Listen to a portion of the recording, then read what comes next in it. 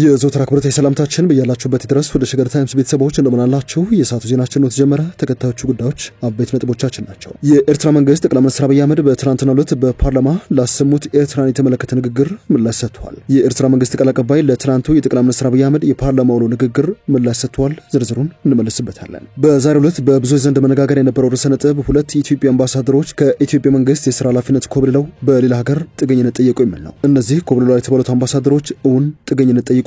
ዝርዝሩን በዜናችን ተሰማላችሁ። የኢትዮጵያ መንግስት ብዙዎች ሲጠብቁት የነበረውና ለዓመታት የጭቅጭቅ መነሻ የነበረው ጉዳይ ለወልቃይት ተወስኗል ተብሏል። ለወልቃይት ጠገዴ ሰቲት ሁመራ ዞን የተወሰነ ጉዳይ ምንድነው? እንመለስበታለን። ጠቅላይ ሚኒስትር አብይ አህመድ በትግራይ ክልል ከሰሜን ኢትዮጵያ ጦርነት በኋላ ለመጀመሪያ ጊዜ ትግራይን በድሮን ቅኝት እንዳደረጉባት ይፋ አድርጓል ተብሏል። የህወሓት ኃይሎችን የወነጀሉበትን ጉዳይ እንመለስበታለን። በአማራ ክልል በርካታ የልዩ ኃይል ኮማንዶ ሰልጥኖ መመረቁ ይፋ ሆኗል። የበርሸለቆ ወታደራዊ ስልጠና የተላለፉ መልእክቶችም የዜናችን ትኩረት ናቸው። በትናንትናው ዕለት በሱዳን ፈጥኖ ደራሽ ኃይል ቁጥጥር ስር የወደቀችው ኤልፋሽር ከተማ ውስጥ ተፈጽሟል የተባለው እጅግ አሰቃቂ የንጹሃን ግድያ የተመለከተ መረጃም ይዘናል። እንደተለመደው የሰማችሁን አብራችሁን ቆዩ።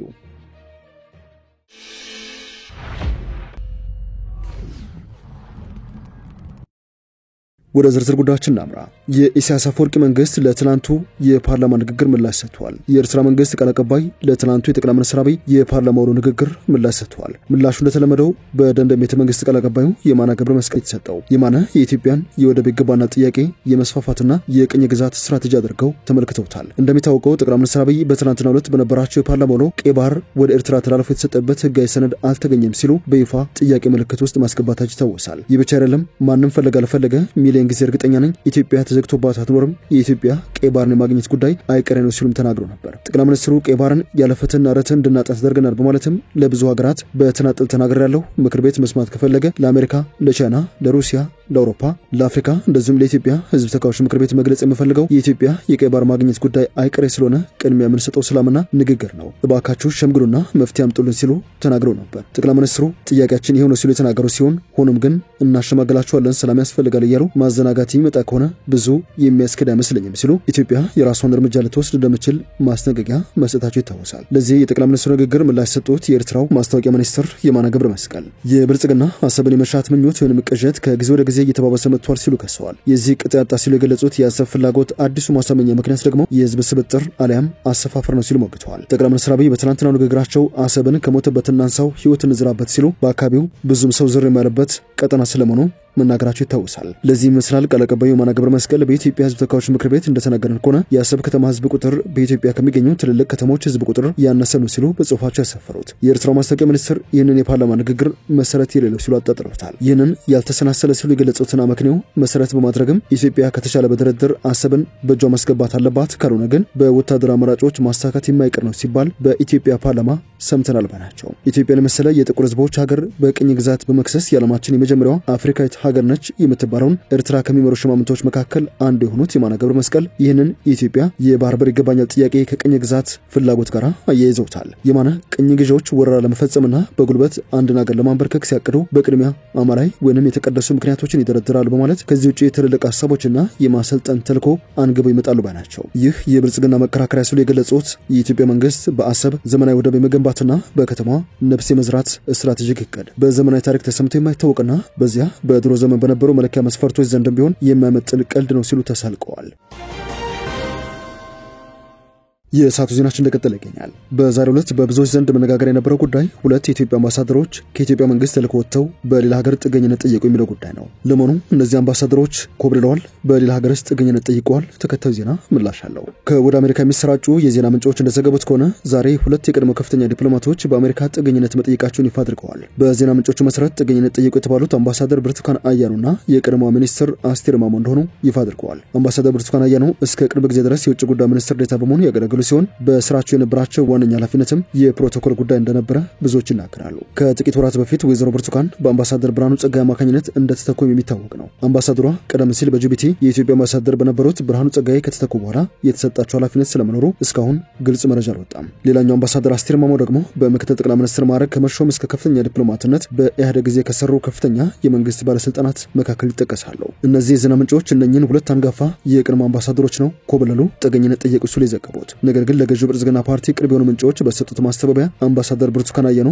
በዚህ ሰዓት አዲስ አበባ እንደሚገኙና ከቤተሰቦቻቸው ጋር መዲናዋ በሚገኝ ቤታቸው በሰላም አርፈው እንደሚገኙ እየጻፉ ነው። በአምባሳደሯ ዙሪያ የሚናፈሱ መረጃዎች ሐሰት መሆናቸውን የጠቆሙት እነዚህ ምንጮች አምባሳደር ብርቱካን በዚህ ሰዓት በምን ኃላፊነት አሊያም የሥራ ሁኔታ ውስጥ እንዳሉ ግን በግልጽ አልተናገሩም። በዚህና ምንጮቹ ጥገኝነት ጠየቁ በሚል ስማቸው የተነሳው አምባሳደር አስቴር ማሞን በተመለከተ ግን ለገዢው መንግስት ቅርብ የሆኑ የመረጃ ምንጮች የሰጡት ማስተባበያ የለም።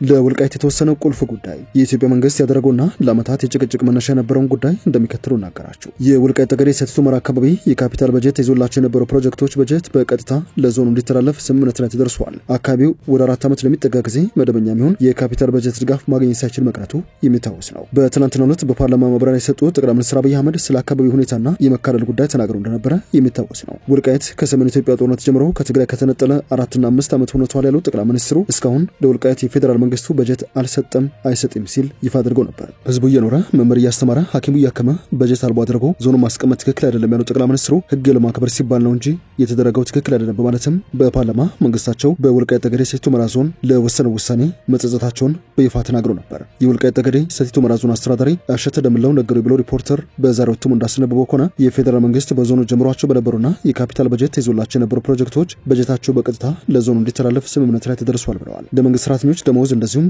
ለሌሎች ስራዎች የሚሉና በፌዴሬሽን ምክር ቤት ቀመር የሚጸድቀው በጀት በአማራ ክልል በኩል እንዲለቀቅ መስማማታቸውን ይፋ አድርገዋል። ጠቅላይ ሚኒስትር አብይ አህመድ ከሰሜን ኢትዮጵያ ጦርነት በኋላ ለመጀመሪያ ጊዜ ትግራይ ክልልን በተመለከተ በድሮን ቅኝቶችን አድርገናል ሲሉ ተደምጠዋል። ጠቅላይ ሚኒስትሩ አሁን ያለው ህገ መንግስት የህወሓት ህገ መንግስት ነው ሲሉ ጠርቶት የነበረ ሲሆን በትግራይ ክልል የተደረገው ውጊያ ተጋኗል ሲሉም ገልጸውት ነበር። በተለያዩ ዓለም አቀፍ መገናኛ ብዙሃን እንደዚሁም ሪፖርቶች የሰሜን ኢትዮጵያ ጦርነት ሳይሆን የትግራይ ጦርነት በሚል መዘገብ አለበት በሚል የሚከራከሩትን ጉዳይ ከወለጋ ያነሰ ውጊያ ያደረግንበት ነው ሲሉ በትግራይ ክልል እዚህ ግባ የሚባል ጊዜ በጦርነት ውስጥ እንዳልተቆየ ይፋ አድርገዋል። በመቶ ሺዎች ለሚቆጠሩ ኢትዮጵያውያን ሞት ምክንያት እንደነበረ የሚነገርለት የሰሜን ኢትዮጵያ ጦርነት ከተቋጨ በኋላ ወደ ትግራይ ክልል በርካታ የፌዴራል መንግስት ባለስልጣናት ሚራቸው ቢታወቁም ጠቅላይ ሚኒስትር አብይ አህመድ ግን እስካሁን ድረስ ማለትም ከፕሪቶሪያው ስምምነት በኋላ የትግራይን መሬት እንዳረገጡ የሚታወቅ ነው። በትላንቱ የፓርላማ ውሏቸው የዘንድሮን የትግራይ እርሻ ሁኔታ ለማየት በድሮን ቅኝት አድርገናል፣ ጥሩ ሁኔታ አለ ሲሉ ለመጀመሪያ ጊዜ በትግራይ ክልል ያላቸውን ምልከታ ይፋ ያደረጉበት ይፋ ንግግራቸው ነው። ጠቅላይ ሚኒስትሩ ከዚሁ ጋር አያይዘው ህወሓት የፕሪቶሪያውን የሰላም ስምምነት ባለማክበር እንደዚሁም ከፌዴራል የሚላክ በጀትን ለልማት ስራዎች ከመዋል ይልቅ ለወታደራዊ እንቅስቃሴዎች በመዋል ወንጅለዋቸዋል። መንግስታቸው በትግራይ ክልል ውስጥ ተጨማሪ ውጊያ እንደማይፈልግ የተናገሩ ሲሆን የመንግስታቸው ትኩረትም ሀገሪቷን በጋራ በማርማት ላይ ትኩረት ያደረገ ስለመሆኑ አጽንኦት ሰጥተው ነበር። መንግስትን በኃይል የመጣል ማንኛውንም ሙከራ ፈጽሞ እንደማይሳካ የገለጹ ጠቅላይ ሚኒስትር አብይ አያይዘውም በትግራይ ዘላቂ ሰላም ሊመጣ የሚችለው ትጥቅ በመፍታት በሪፎርምና በትብብር ብቻ መሆኑን ይህም የመንግስታቸው አቋም እንደሆነ በድጋሚ ግልጽ አድርገዋል። ጠቅላይ ሚኒስትሩ በፌዴራል መንግስት ለትግራይ ክልል የተመደበው በጀት ሙሉ በሙሉ በልማት ላይ ሳይሆን ለወታደራዊ እንቅስቃሴዎች እየዋለ ነው፣ ይህም ትክክል አይደለም ብለው ነበር። ትግራይ ልማት እንደሚያስፈልጋትና ለዚህም በሰላማዊ መንገድ መስራት እንዳለባትም አጽንኦት መስጠታቸው የሚታወስ ነው። ጠቅላይ ሚኒስትር አብይ በትግራይ ለሰላም ቅድሚያ የሚሰጣቸውን ዋናውና ጉዳይ ሲያብራሩም የታጠቁ ቡድኖችን ትጥቅ ማስፈታት፣ የህዝብ አገልግሎቶችን ማስጀመር፣ የተፈናቀሉ ዜጎችን መመለስና የውጭ ግንኙነት የመምራት ስልጣን የፌዴራል መንግስቱ ብቻ ነው የሚለውን ህገ መንግስታዊ መርህ መከተል የሚሉትን ዘርዝረዋል። ጠቅላይ ሚኒስትሩ ህወሓት የሰላም ሂደቱን የሚያሰናክሉ እንደ ጦር መሳሪያ ኮንትሮባንድ ማዘዋወርና ያልተፈቀደ የውጭ ግንኙነት መፈጸም ያሉ ተግባራትን ቀጥሏል ሲሉም ከሰውታል።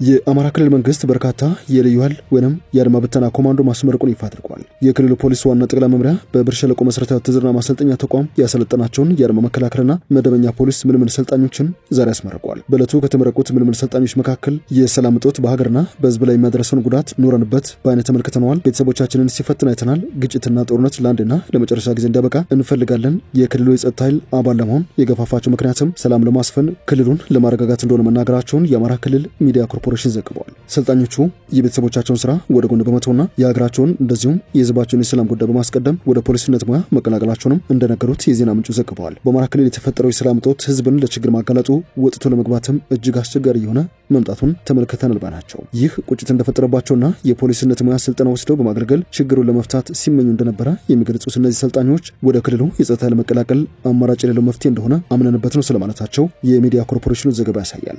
ህዝብና ሀገሩን የሚወዱሉ ሰላምን ይምረጥ፣ ሰዎች በሰላም እንዲንቀሳቀሱና እንዲሰሩ ይፍቀድ፣ ሰላምን ከሚያውኩ ተግባራት ይቆጠብ ሲሉም መልእክት አስተላልፈዋል። የክልሉ ፖሊስ ዩኒቨርሲቲ ኮሌጅ ዋና ዳይሬክተር ምክትል ኮሚሽነር አበበ ደለለ በርካታ ቤተሰቦች ከአንድም አልፎ ሁለትና ሶስትም ልጆቻቸው ለፖሊስነት ሙያ ስልጠና ሸኝተው ልካሉ። ፖሊስነት ህዝብ ሰላሙ ተጠብቆ እንዲያለማና ያለ ስጋት ተዘዋውሮ እንዲሰራ የሚያስችል ሙያ ነው ሲሉ መናገራቸውን ዘገባው አትቷል። ወደ ዜናችን የመጨረሻ ጉዳይ እናምራ። በሱዳን ፈጥኖ ደራሽ ጦር በተያዘችው ኤልፋሽር ከተማ በተፈጸመ ጥቃት ከ2000 በላይ ሰዎች መገደላቸው ተሰምቷል። በሱዳን ፈጥኖ ደራሽ ኃይሎች RSF በቅርብ ቀናት ውስጥ በኤልፋሽር ከተማ ፈጸሙት በተባለ ጅምላ ግድያ ከ2000 በላይ ሰላማዊ ሰዎች መገደላቸውን ዓለም አቀፍ መገናኛ ብዙሃን እየዘገቡ ይገኛሉ። ፈጥኖ ደራሽ ኃይሎቹ ባሳለፍነው ቅዳሜና እሁድ በሱዳን ምዕራባዊ ዳርፉር ግዛት ውስጥ የምትገኘውን ኤልፋሽር ከተማ ከተቆጣጠሩ በኋላ ዘር ተኮር የጅምላ ግድያዎችና ሌሎች አሰቃቂ ድርጊቶችን መፈጸማቸውን የሚያመላክቱ ሪፖርቶች በመውጣት ላይ ይገኛሉ። በስፍራው የሚንቀሳቀሱ አክቲቪስቶች ያወጡት ቪዲዮ በፈጥኖ ደራሽ ኃይል ቁጥጥር ስር ባሉ አካባቢዎች ንጹሃን ዜጎችን በመግደል የሚታወቅ ታጣቂ መሬት ላይ የተቀመጡ ሰላማዊ ዜጎች ላይ ከቅርብ ርቀት ሲተኮስ ይታያል። በሌሎች ገለልተኛ አካል ባልተረጋገጠ ቪዲዮ ላይ እንደሚታየው ከተቃጠሉ ተሽከርካሪዎች መሬት ላይ በደርዘን የሚቆጠሩ ሰዎች ሞቶ ተገኝተዋል። የሱዳን ጦር ጋር አጋር ሆናሎች በበኩላቸው በትናንትናው ዕለት ባወጡት መግለጫ የፈጥኖ ደራሽ ኃይሎች RSF በቅርብ ቀናት ውስጥ ከ2000 በላይ ንጹሃን ዜጎችን ገድለዋል ሲሉ ከሰዋል። በሱዳን ያለውን ጦርነት ከማህበራዊ ሚዲያ ከኤሌክትሮኒክስና ብሮድካስት ሚዲያ ከሚለቀቁ የፎቶና ተንቀሳቃሽ ምስሎች ወይንም ኦፕን ሶርስ ኢንተለጀንስና ከሳተላይት ምስል በመጠቀም ሲከታተል የቆየው የያሌ ዩኒቨርሲቲ የሰብአዊ ምርምር ማዕከል ፈጥኖ ደራሽ ኃይሉ ከፈጸመው የጅምላ ግድያ ጋር የሚጣጣም ማስረጃ ማግኘቱን ይፋ አድርገዋል። ወደ ሸገር ታይምስ ቤተሰቦች የሰዓቱ ዜናችን አበቃ። ስላደመጣችሁን አመሰግነን። በያላችሁበት ሰናይ ጊዜ